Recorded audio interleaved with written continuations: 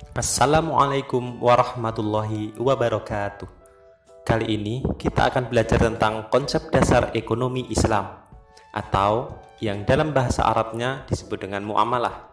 Materi ini nanti kita akan membahas tentang jual beli, tentang sewa menyewa, utang piutang, perbankan syariah, dan sebagainya.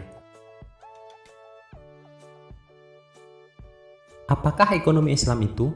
Kalau kita sudah pernah pelajari, ekonomi adalah ilmu yang mempelajari tentang usaha-usaha manusia untuk memenuhi kebutuhan. Sedangkan ekonomi Islam yaitu suatu ilmu yang berupaya memandang, menganalisis, dan menyelesaikan permasalahan ekonomi dengan cara-cara yang islami, yaitu cara-cara yang didasarkan atas ajaran Islam yang berlandaskan Al-Quran dan Sunnah Rasulullah.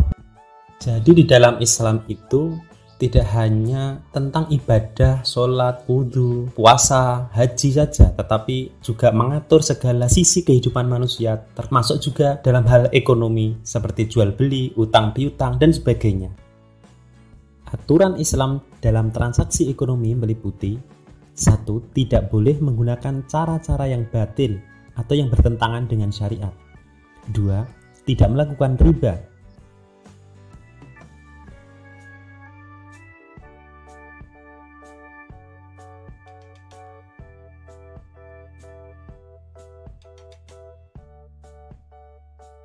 3. Tidak zalim atau tidak boleh ada pihak yang dirugikan.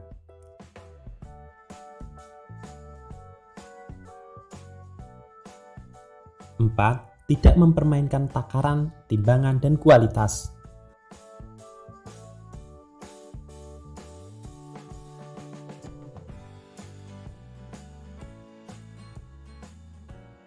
5. Tidak ada unsur spekulasi atau judi. Tidak bertransaksi jual beli barang haram.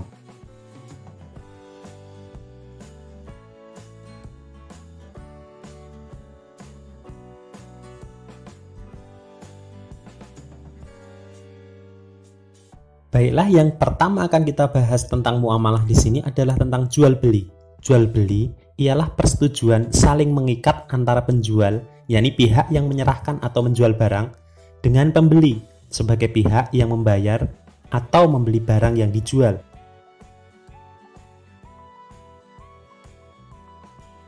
Tentang jual beli, dasarnya adalah surat Al-Baqarah ayat 275. Dan Allah telah menghalalkan jual beli dan mengharamkan riba.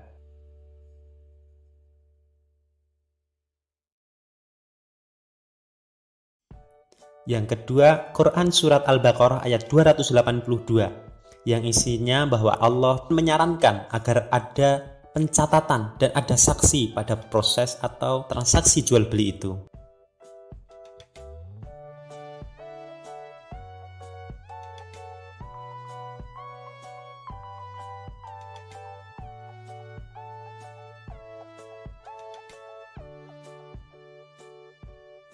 Secara khusus, Islam mengatur dalam transaksi jual beli. Aturan itu diantaranya 1. Penjual dan pembeli harus balik, berakal sehat, dan atas kehendak sendiri atau bukan paksaan.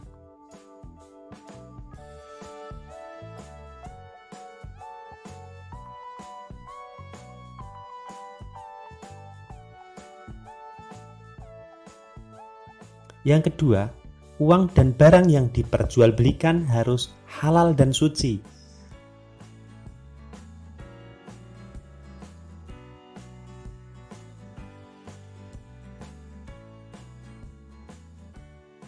Bermanfaat.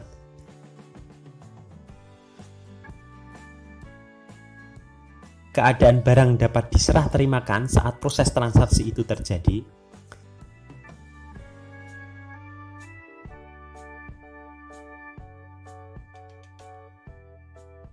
Keadaan barang diketahui oleh penjual dan pembeli.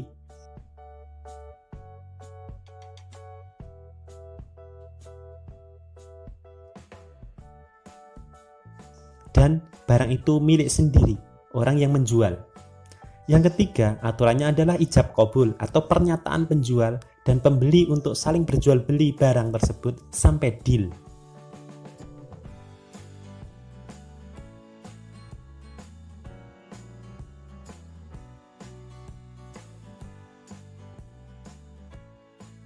Sedangkan larangan dalam jual beli yang harus dihindari adalah satu, membeli barang dengan harga yang lebih mahal dari harga pasar.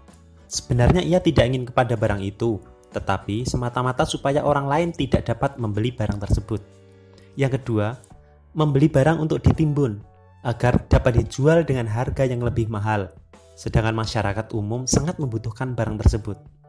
Yang ketiga, menjual suatu barang untuk menjadi alat maksiat.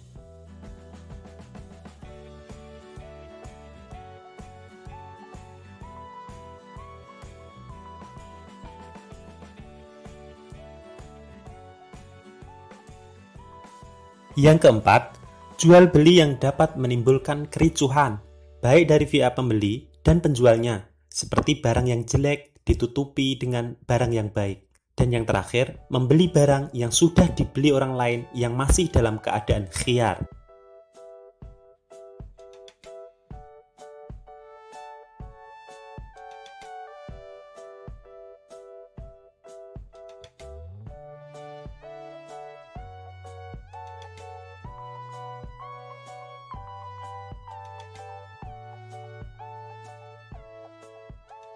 Apa itu khiyar?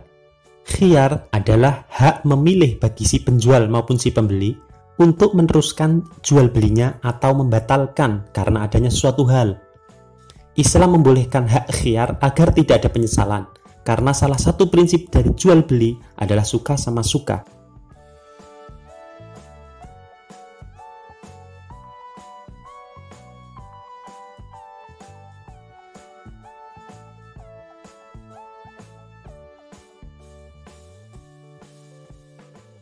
Salah satu dalil tentang khiyar adalah hadis riwayat Tabrani. Barang siapa yang rela mencabut jual beli terhadap saudaranya, maka Allah pun akan mencabut kerugiannya di hari kiamat. Kalau kita melihat suatu barang, kemudian kita berkeinginan untuk membeli barang itu, kita mempertimbangkan, kita mau membeli atau tidak terhadap barang itu, itulah yang disebut dengan khiyar. Sedangkan macam-macam khiyar adalah yang pertama khiyar majelis. Khiyar majelis yaitu si pembeli dan penjual boleh memilih antara meneruskan akad jual beli atau membatalkannya selama keduanya masih tetap di tempat jual beli. Kemudian yang kedua, khiyar aibi atau khiyar cacat. Si pembeli boleh mengembalikan barang yang dibelinya apabila barang tersebut diketahui ada cacatnya. Kecacatan itu sudah ada sebelumnya, tapi tidak diketahui oleh si penjual maupun pembeli saat berjual beli.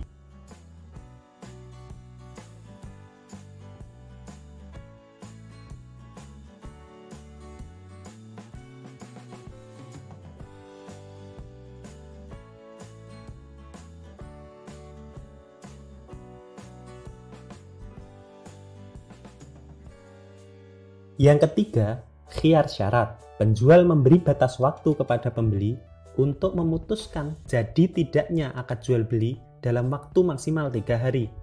Selama masa khiyar yang 3 hari itu, penjual tidak berhak menawarkan kepada orang lain. Jika waktu khiyar habis dan pembeli memutuskan tidak jadi membeli, maka penjual berhak menawarkan barang tersebut kepada orang lain. Demikian pembahasan kita kali ini. Kita berjumpa pada pembahasan-pembahasan selanjutnya. Terima kasih. Wassalamualaikum warahmatullahi wabarakatuh.